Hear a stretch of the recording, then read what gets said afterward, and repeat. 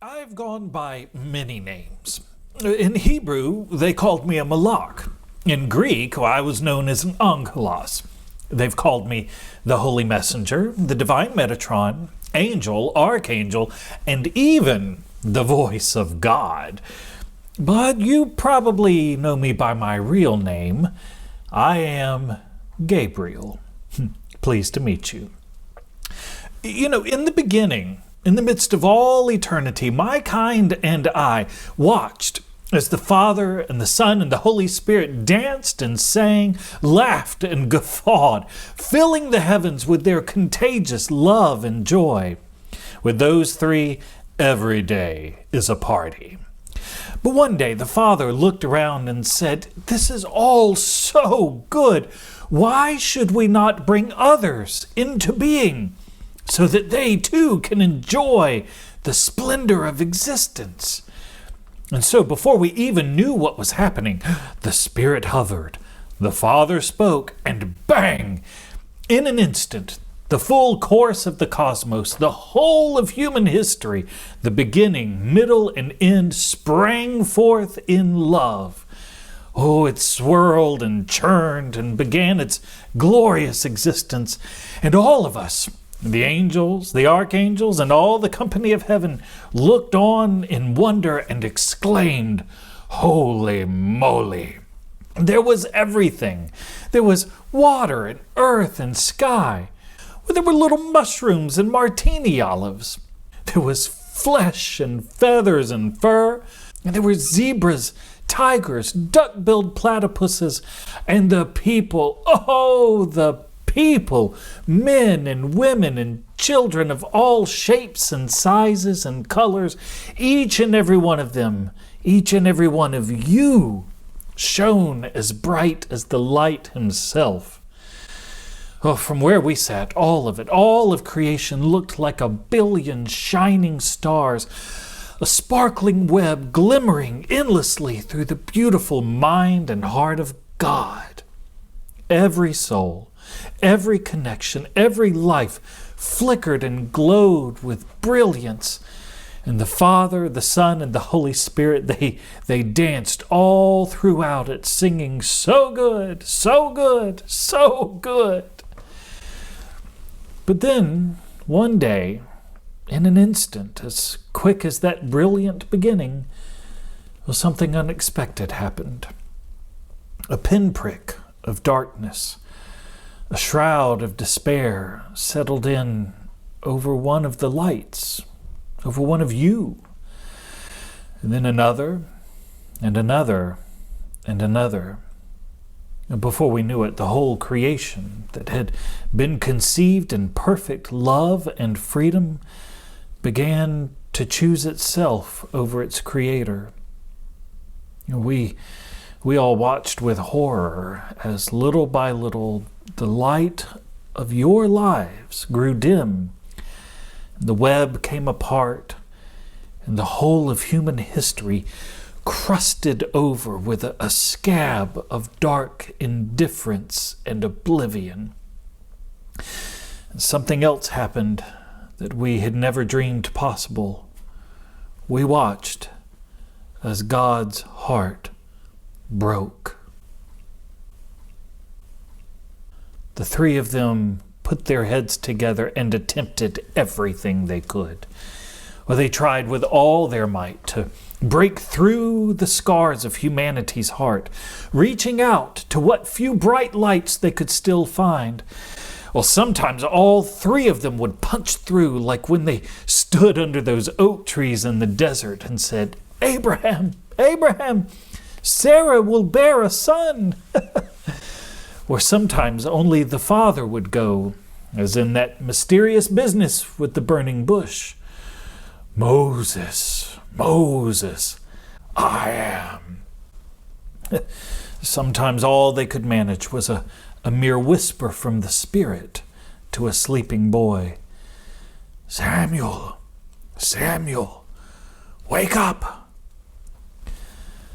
But every time we watched in disappointment, for it turns out that the scales and scabs of willful indifference are more than enough to shut out the heart of God.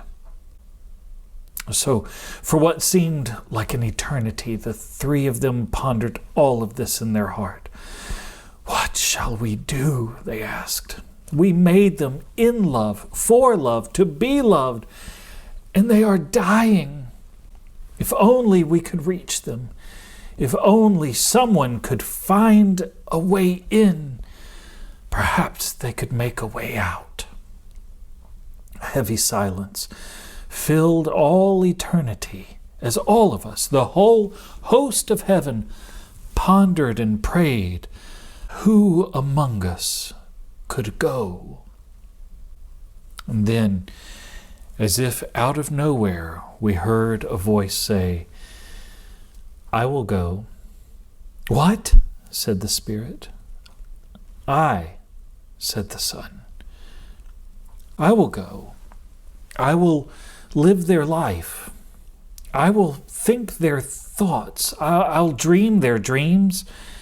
I will feel their pain. And if I have to, I will die their death. I will know them and be made known.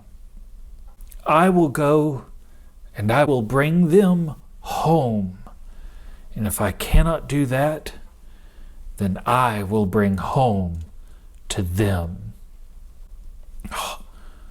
We gasped, all of us. Nothing like this had ever been said before. Had it not come from his own mouth, it would have sounded like blasphemy to our ears. Some of us in our angel chorus even pushed back and said, "It can't be, it mustn't be, it's too dangerous. You are our most precious treasure." But it was too late. His mind was made up.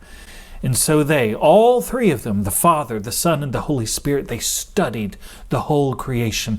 They searched all the matrices of the now decrepit epochs and eons, molecules and mitochondria, looking for the one chink in the armor, the one peel in the scab, the one light still bright enough by which to see.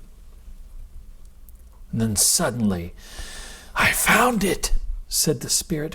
"I found a way," he said. "But it will have to be a choice.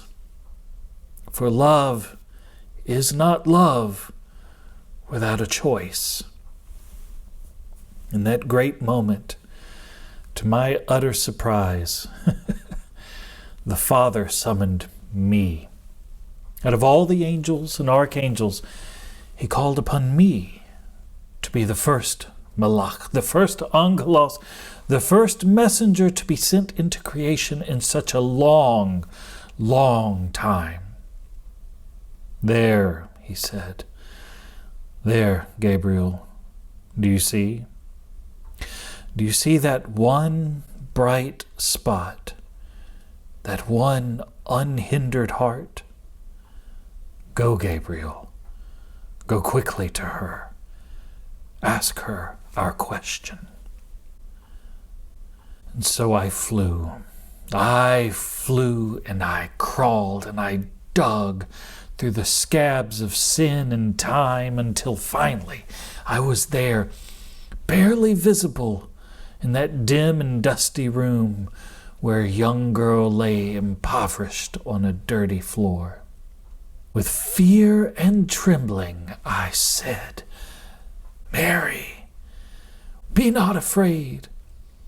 I've come with a question from the Most High God." You know, it's funny. They train us to say, "Be not afraid." But I was far more terrified in that moment than she ever was. Of course, you already know the rest of the story, which must be why you're here. You already know that she not only said yes, she said, "Magnificent. Let it be with me according to your word." And so we have waited these 9 long months, which even to an archangel feels like an eternity. 9 months of confusion and convergence, 9 months of poverty and protection. 9 months of waiting and wondering among ourselves, will it happen? Will it transpire? Will it work? They say that tonight is the night. All the heavenly host and I have crawled our way, dug through the scabs of sin just to be here, just to see. They say that tonight the Word will be made flesh.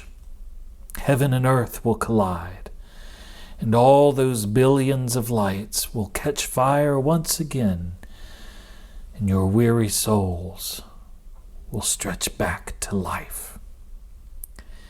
They say that tonight is the night, over in a barn, in the unlikeliest place on earth.